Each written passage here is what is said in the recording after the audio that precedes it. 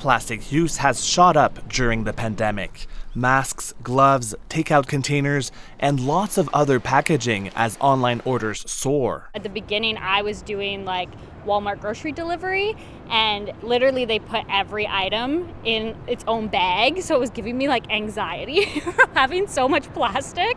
According to a new Dalhousie University survey, nearly a third of Canadians say they bought more goods packaged in plastic since the pandemic began. Support for stronger regulation to curb the use of throwaway plastics dropped from 90% in May 2019 to 79% last month. Support for an outright ban on things like bags, straws, and cutlery fell from 70% to 58%.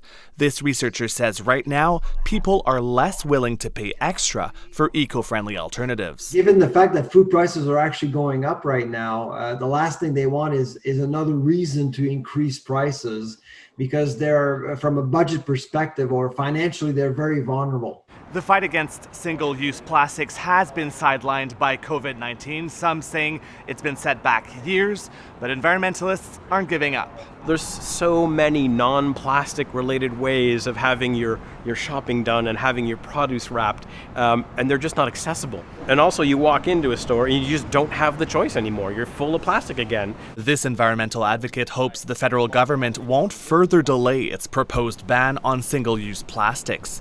This shopper says public health and the health of the planet must go hand in hand. I think that kind of comes down to grocery stores and governments making sure that the actual packaging we get our things in is reduced as best as it can be while still being sanitary. According to the survey, more than half of Canadians would rather wait until after the pandemic is resolved before implementing any new measures. Philippe de Montigny, CBC News, Toronto.